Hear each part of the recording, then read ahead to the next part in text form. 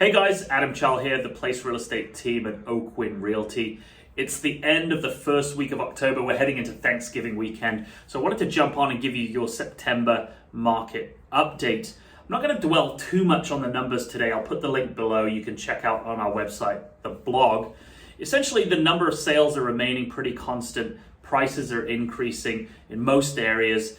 What we're seeing essentially is the lack of inventory supply, the lack of new properties coming on the market, and that's causing basically a scarcity mentality, and the prices are still increasing. So we're hoping if we can get a bit more inventory in the fall to relieve that pressure, it'll kind of ease the prices a little bit. That's my hope anyway, but who knows what's going to happen. I wanted to talk to you about two things today. The first being, I've had a lot of calls from some of our past clients that have seen a considerable amount of equity increase in their properties, essentially since COVID began, almost 18 months ago. And what we're doing with those clients is coming up with a plan for them as to how we can release some of that equity and roll that into an investment property to help them essentially replace their income, or at least start a plan to replace their income with positive cash flow. So I'm also going to put a link below to an example of a listing that we just put up in Tawasin, and it's a fantastic investment property in terms of cash flow. So I wanted to go through the numbers with you and just challenge you a little bit to see if that's something that would be, maybe a little bit out of your comfort zone, but something that you're interested in. And if so, we can have a dialogue and put a plan in place for you in that regard.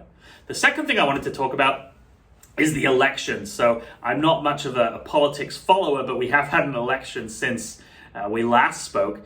And Justin Trudeau, the Liberals, have promised as part of their housing policy, almost their flagship element of the housing policy, was to end what they call blind bidding, which I think is a good idea. And it's going to be interesting to see how that really affects prices if we have an environment like Australia where we're essentially bidding outside the house open and we can see what everyone else is bidding. So I do think it'll have some effect on maybe that those one or two bidders that are coming in really, really well above other offers, as obviously we're going to increase transparency, which I'm all for. But is it going to really affect housing affordability? Well, that really remains to be seen. If we still have the same number of houses on the market and there's the same number of buyers looking to get into them, along with low interest rates, is it really going to affect anything? I'm not so sure. I'm also not so sure how he's going to push that policy past. Maybe one of you can enlighten me on that. But it seems that kind of a policy is made at a provincial level. So it'll be interesting to see how federally they can push that through. Love to know your thoughts on that and how you think it's going to affect prices.